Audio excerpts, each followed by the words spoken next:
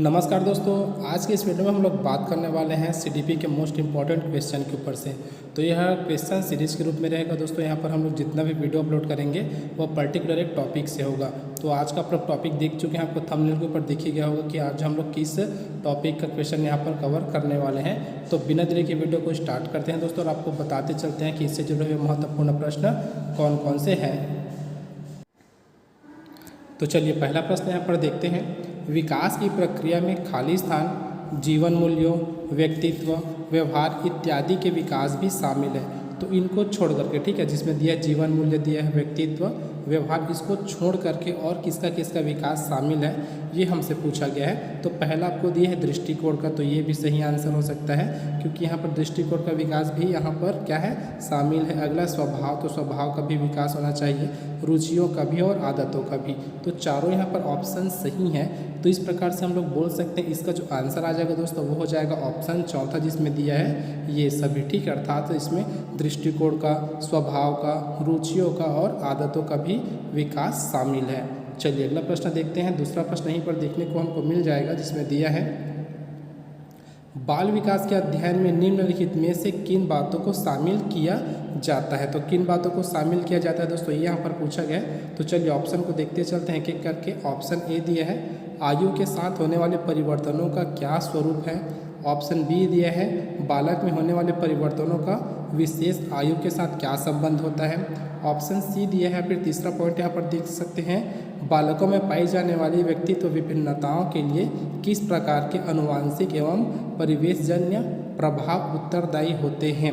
तो इसका भी जो आंसर हो जाएगा दोस्तों हो जाएगा ऑप्शन चौथा, ठीक। अर्थात ये सभी, अर्थात अभी ए बी सी जो यहाँ पर पॉइंट देखे हैं ना, वो सभी इसका आंसर हो जाएगा। तो तीनों को हम लोग एक साथ कैसे ले सकते हैं, तो ऑप्शन चौथे के साथ हम उसको ले सकते हैं। तो चलिए तीसरा प्रश्न देखते हैं। आप अपनी कक्षा में से कुछ छात्रों को चुनकर 6 महीने, ठीक है, क्या बोला गया, 6 महीने में उनमें होने वाले विकास की एक रिपोर्ट तैयार करना चाहते हैं। तो इनके लिए आप निम्न में से क्या चुनेंगे, ठीक है। तो क्या बोला गया है, विकास के लिए बोला गया है ना, याद रखिएगा। तो चलिए अब ऑप्शन देखते हैं, इनमें से हमको क्या चुनना है। तो ऑप्शन जैसे पहला दिया है प्रत्येक माह उनकी लंबाई मापेंगे। तो प्रत्येक माह तो उनकी लंबाई नहीं मापेंगे, ठीक है, क्योंकि ये तो वृद्धि के अंतर्गत आ जाता है। हमको विकास देखना है, विकास कैसे हो रहा है। तो दूसरा इसी में दिया है प्रत्येक माह उनका वजन, तो ये भी सेम टाइप का ऑप्शन है, तो ये भी हमारा क्या हो जाएगा, गलत हो जाएगा। अगला ऑप्शन देखिए अगर हम लोग यहीं पर तीसरा, तो प्रत्येक माह उनकी रुचियों, आदतों, दृष्टिकोणों, स्वभाव, व्यक्तित्व, व्यवहार आदि में होने वाले परिवर्तन की जांच करेंगे। तो हम लोग जैसा पहला प्रश्न देखें दोस्तों, सेम हमको यहाँ पर वो सब चीज़ देखने को मिल जा रहा है जो कि विकास के अंतर्गत आता है। तो ऑप्शन हमारा जो तीसरा है ना दोस्तों, वो क्या हो जाएगा, यहाँ सही हो जाएगा, ठीक है। इसका आंसर क्या हो जाएगा, ऑप्शन तीसरा इसका आंसर हो जाएगा। चलिए अगला देखते हैं। चौथा प्रश्न इसी में है, निम्नलिखित में से कौन सा कथन सत्य है, ठीक है। सत्य कथन के बारे में यहाँ पर बोला गया है, तो कौन सा कथन सत्य है ये हमको यहाँ पर बताना है।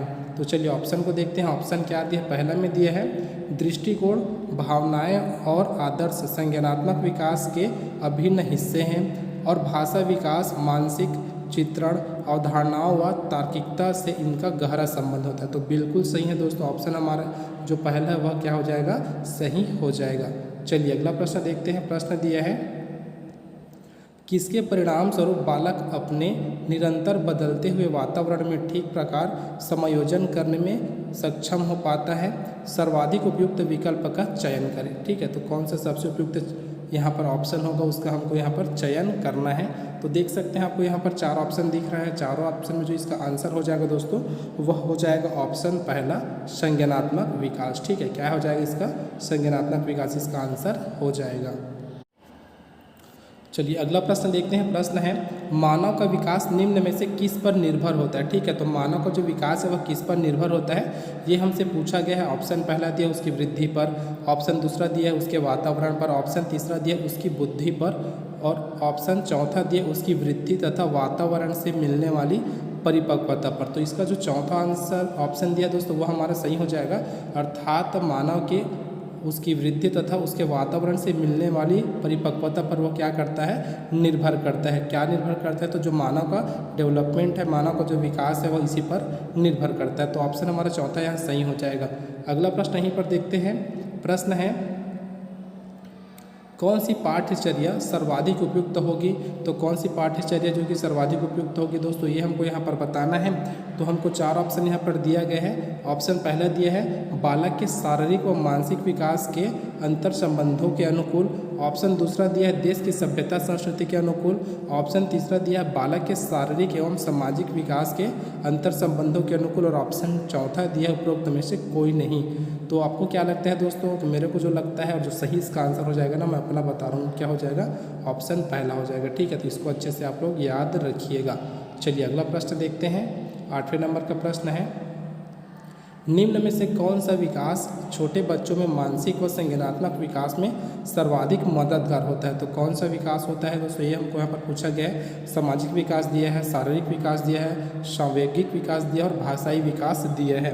तो इसका जो आंसर हो जाएगा दोस्तों वो हो जाएगा ऑप्शन दूसरा, जिसमें दिया है शारीरिक विकास। ठीक है, क्या है? शारीरिक विकास इसका आंसर हो जाएगा। अगला देखते हैं। 9वें नंबर का प्रश्न है, जब किशोर में किसी वस्तु, समस्या या परिस्थिति के लिए निजी स्तर पर निर्णय लेने की क्षमता का विकास परिपक्व होने लगता है तो इस विकास को कहते हैं। तो इस विकास को क्या कहा जाता है? तो इसका जो आंसर हो जाएगा दोस्तों, लगभग सभी को पता होगा, संज्ञानात्मक विकास कहा जाता है। ठीक है, ऑप्शन दूसरा हमारे यहाँ सही हो जाएगा। क्या बोला जाता है? तो संज्ञानात्मक विकास बोला जाता है। चलिए अगला प्रश्न देखते हैं। बालक का संवेगात्मक विकास निम्नलिखित में से किसे प्रभावित करता है? तो किसे प्रभावित करता है? ए दिया है उसके शारीरिक विकास को, बी दिया है उसके सामाजिक विकास को, सी दिया है उसके नैतिक विकास को। तो अगर बालक का संवेगात्मक विकास प्रभावित होगा दोस्तों, तो उससे तीनों चीज़ प्रभावित होगा। याद रखिएगा, शारीरिक विकास भी प्रभावित होगा, सामाजिक विकास भी प्रभावित होगा और उसका नैतिक विकास ये भी प्रभावित होगा। तो इस प्रकार इसका जो आंसर हो जाएगा दोस्तों वो हो जाएगा ऑप्शन चौथा। ठीक है, जिसमें क्या दिया है? उपरोक्त सभी। इसको आप लोग याद रखिएगा। चलिए अगला देखते हैं। 11वें नंबर का प्रश्न है, निम्न में से कौन सा बालक के सामाजिक विकास को प्रभावित नहीं करता? ठीक है, किसको बोला है? तो बालक के सामाजिक विकास को बोला गया है ना। अच्छे से क्वेश्चन को पढ़िएगा, किसको बोला गया, किसको नहीं बोला गया।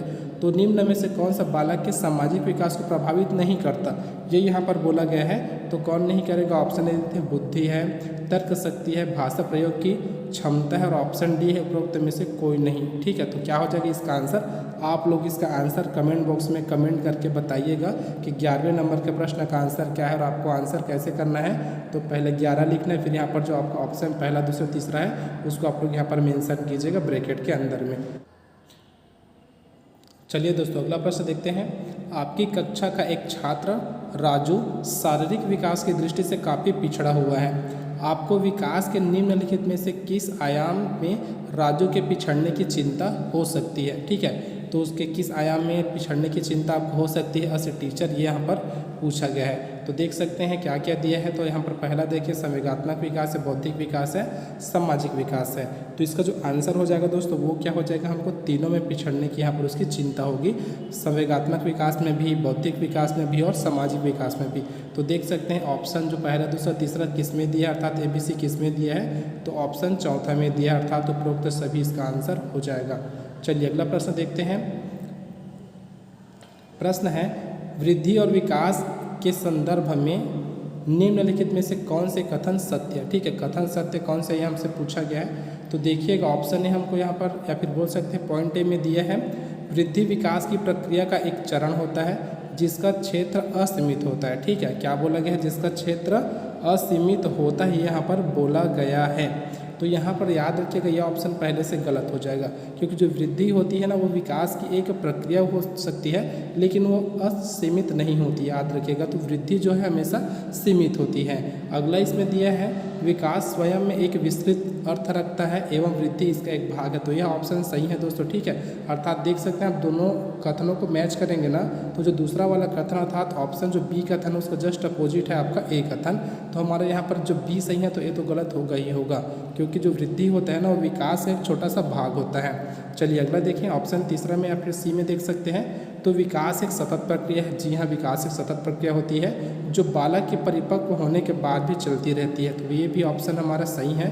तो ऑप्शन देख सकते हैं जिसमें बी और सी किसमें सही है, तो बी और सी किसमें सही है दोस्तों आप लोग देख सकते हैं। तो ये हमको मिल जाएगा ऑप्शन नंबर तीसरा में, जिसमें बी और सी सही दिया है। तो याद रखिएगा, बोला भी जाता है जो विकास होती है वह कहाँ कहाँ से कहाँ तक चलती है, तो जन्म से मृत्यु तक चलती है, होम टू टूम चलती है। इसको आप लोग याद रखिएगा।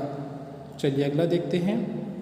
15वें नंबर का प्रश्न है, वृद्धि शब्द का प्रयोग खाली स्थान परिवर्तनों के लिए तथा विकास का प्रयोग निम्नलिखित के साथ साथ खाली स्थान परिवर्तनों के लिए भी होता है। इस प्रकार से इस बार भी प्रश्न पूछा गया था, अर्थात जो प्रीवियस एग्जाम हुआ है उसमें भी इस प्रकार से प्रश्न आपको बहुत सारे देखने को मिल जाएंगे जो कि कथन के रूप में रहते थे। ठीक है, तो इसका जो आंसर हो जाएगा दोस्तों वो क्या हो जाएगा, तो ऑप्शन तीसरा हमारा आंसर हो जाएगा। तो पहला जो खाली स्थान दिख रहा है ना यहाँ पर क्या हो जाएगा आपका परिमाणात्मक हो जाएगा। जो दूसरा खाली स्थान आपको यहाँ पर दिख रहा है उसमें हो जाएगा परिमाणात्मक हो जाएगा। और ऑप्शन जो तीसरा दिख रहा है ना उसमें हो जाएगा आपका व्यवहारिक। ठीक है, तो इस प्रकार देख सकते हैं यहाँ भी आपका आ जाएगा, क्या आ जाएगा, परिमाणात्मक आएगा, और यहाँ भी आ जाएगा आपका परिमाणात्मक, और जो लास्ट है वहाँ पर आपका क्या आएगा, व्यवहारिक आएगा। तो इस प्रकार से ऑप्शन तीसरा हमारा यहाँ सही हो जाएगा। चलिए अगला प्रश्न देखते हैं। सभी बच्चों का स्वस्थ शरीर विकास सभी प्रकार के विकास की पहली शर्त है। इसके लिए किन मूल आवश्यकताओं पर ध्यान देना आवश्यक है। पौष्टिक आहार दिया है, शारीरिक व्यायाम दिया है, मनोवैज्ञानिक सामाजिक ज़रूरतें। तो इस प्रकार ऑप्शन देख सकते हैं, आप लोग अपने से बना सकते हैं। इसका पहला दूसरा तीसरा तीनों चीज़ उसके लिए आवश्यक होगा। ठीक है, पौष्टिक आहार, शारीरिक व्यायाम और मनोवैज्ञानिक सामाजिक ज़रूरतें, ये सब चीज़ उसके लिए क्या हो जाएगी, आवश्यक हो जाएगी, उसके ऊपर ध्यान देने के लिए। तो ऑप्शन हमारा चौथा यहाँ सही हो जाएगा जिसमें दिया है ये सभी। चलिए अगला देखते हैं। 17वें नंबर का प्रश्न है, शिक्षण की विभिन्न विधियों के प्रयोग के लिए कौन सी अवस्था सर्वाधिक उपयुक्त है। तो किसके लिए बोला गया है ये देखिएगा। तो यहाँ पर क्या बताया गया है, शिक्षण की विभिन्न विधियों के प्रयोग के लिए, है ना। तो क्या हो जाएगा, इसका जो आंसर हो जाएगा दोस्तों वो हो जाएगा ऑप्शन ए बाल्यावस्था। ठीक है, कौन सा हो जाएगा, ऑप्शन ए हमारा यहाँ सही हो जाएगा। चलिए अगला प्रश्न देखते हैं। इस अवस्था में बालकों में नई खोज करने की और घूमने की प्रवृत्ति बहुत अधिक बढ़ जाती है। तो कौन सी अवस्था है, शैशवावस्था है, उत्तर बाल्यावस्था है, किशोरावस्था है या फिर प्रौढ़ावस्था है। तो आप सभी को इसका आंसर लगभग पता है दोस्तों। तो इसका आंसर भी आप लोग कमेंट बॉक्स में कमेंट करके बताइएगा।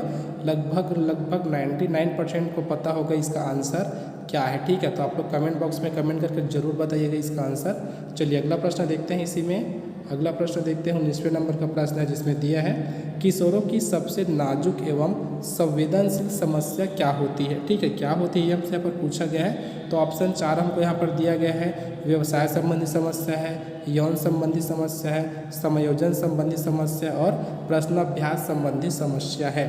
तो क्या हो जाएगा इसका आंसर, तो इसका जो आंसर हो जाएगा दोस्तों वो हो जाएगा ऑप्शन दूसरा। ठीक है, जिसमें दिया है यौन संबंधी समस्या। चलिए अगला प्रश्न देखते हैं। 20वें नंबर का प्रश्न है, मानव विकास की किस अवस्था के बाद व्यक्ति परिपक्व हो जाता है। तो कौन सी अवस्था के बाद व्यक्ति परिपक्व हो जाता है। तो ऑप्शन हमारा चौथा सही हो जाएगा। किशोरावस्था के बाद जो व्यक्ति होता है वह क्या हो जाता है, परिपक्व हो जाता है।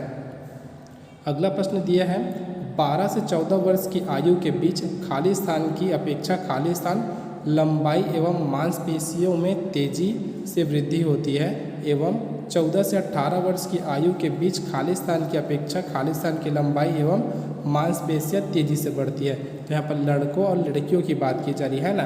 तो देख सकते हैं इसका जो आंसर हो जाएगा दोस्तों वो क्या हो जाएगा। तो यहाँ पर अगर बात करें हम लोग इसके आंसर की, तो इसका जो आंसर है वो हो जाएगा ऑप्शन दूसरा। तो चलिए इसको फिल करते चलते हैं। तो पहला आपका जो यहाँ पर क्या आ जाएगा, लड़कों। तो यहाँ पर जो प्रश्न है कुछ इस प्रकार से बन जाएगा। तो 12 से 14 वर्ष की आयु के बीच लड़कों की अपेक्षा लड़कियों की लंबाई एवं मांसपेशियों में तेज़ी से वृद्धि होती है। उसके बाद क्या है, 14 से 18 वर्ष की आयु के बीच लड़कियों की अपेक्षा लड़कों की लंबाई एवं मांसपेशियाँ तेज़ी से बढ़ती है। अर्थात 12 से 14 के बीच क्या है, लड़कियों की जो लंबाई और मांसपेशियाँ बढ़ती है। उसके बाद 14 से 18 की अगर बात करें तो यहाँ पर लड़कों की। तो इसको आप लोग अच्छे से याद रखिएगा। चलिए अगला देखते हैं। सार्थक अधिगम की प्रक्रिया विकास की किस अवस्था से प्रारंभ होती है। ठीक है, तो इसका जो आंसर हो जाएगा दोस्तों वो हो जाएगा ऑप्शन तीसरा, शैशवावस्था से। अगला प्रश्न देखते हैं। 23वें नंबर का प्रश्न है,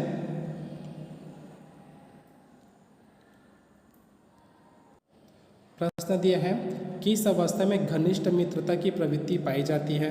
तो कौन सी अवस्था में पाई जाती है, तो किशोरावस्था में पाई जाती है।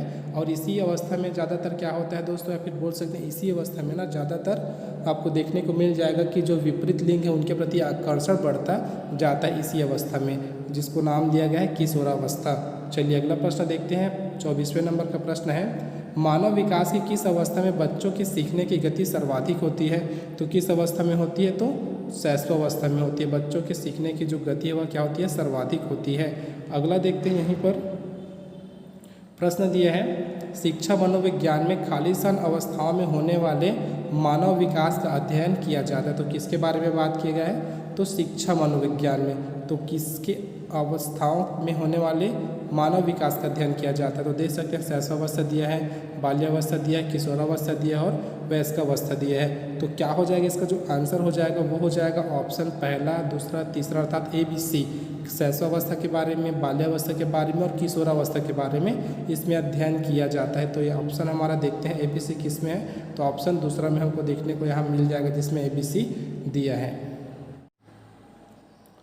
चलिए अगला प्रश्न देखते हैं, मैं कौन हूँ, मैं क्या हूँ, मैं भी कुछ हूँ आदि जैसे प्रबल भावनाएं बालक के विकास की किस अवस्था की सूचक होती है? तो किसकी सूचक होती है? तो किशोरावस्था की होती है। ठीक है, याद रखिएगा किसकी होती है? किशोरावस्था की होती है।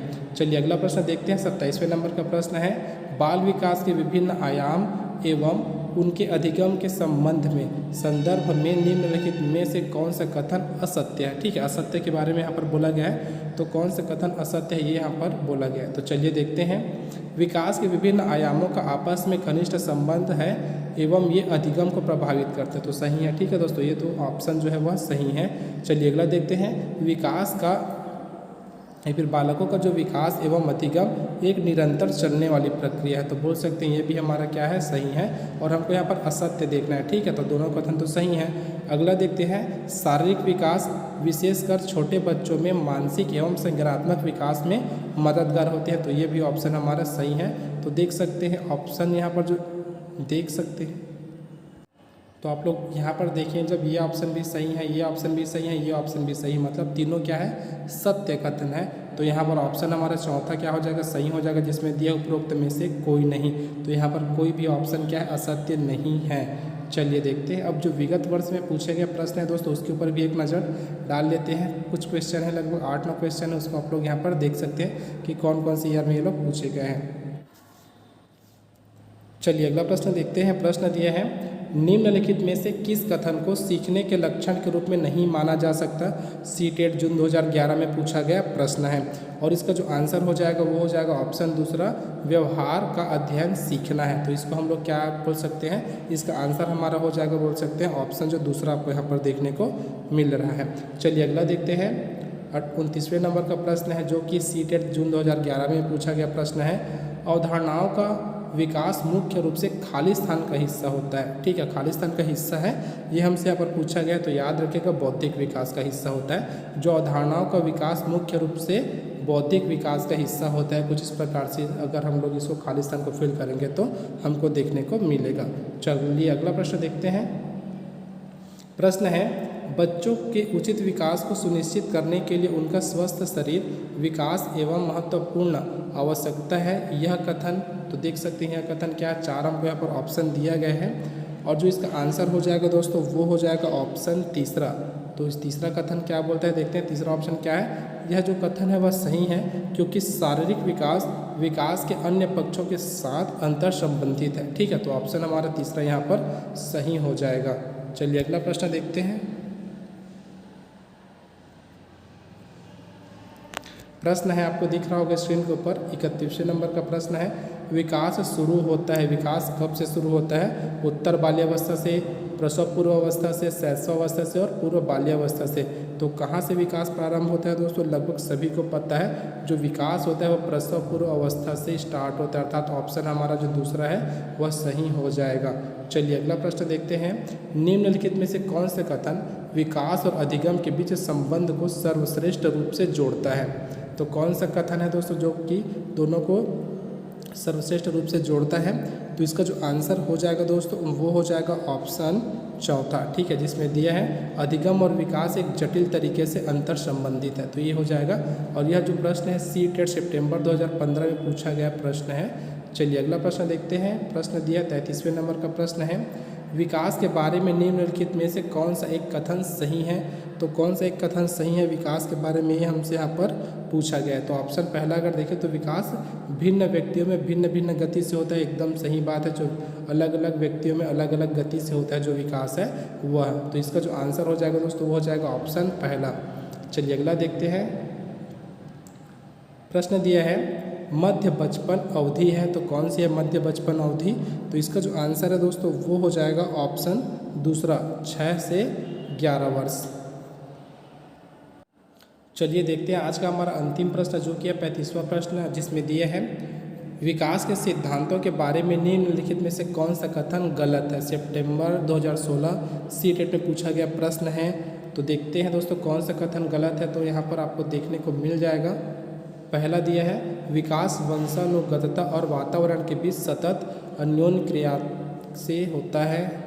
अगला दिया है विकास परिपक्वन और अधिगम पर आधारित होता है। ऑप्शन तीसरा दिया प्रत्येक बच्चा विकास के चरणों से गुजरता है और फिर बच्चों में व्यक्तिगत विभिन्नताएं बहुत होती है। और ऑप्शन चौथा दिया है विकास एक परिमाणात्मक प्रक्रिया है जिसका ठीक ठीक मापन हो सकता है। तो क्या हो जाएगा, यहाँ पर आपको पूछा क्या गया, गलत पूछा गया है ना। तो इसका जो आंसर हो सकता है वो हो जाएगा ऑप्शन डी, क्योंकि हम लोग विकास को माप नहीं सकते। याद रखिएगा विकास को हम लोग माप नहीं सकते। तो इस प्रकार इसका जो आंसर है वो क्या हो जाएगा ऑप्शन चौथा। तो दोस्तों अगर वीडियो आपको थोड़ा सा भी हेल्पफुल होगा तो वीडियो को जरूर लाइक कीजिएगा, साथ ही अपने दोस्तों में जरूर शेयर कीजिएगा। अब मिलते हैं दोस्तों अगले वीडियो में कुछ इसी प्रकार के और प्रैक्टिस सेट के साथ में। तब तक के लिए जय हिंद।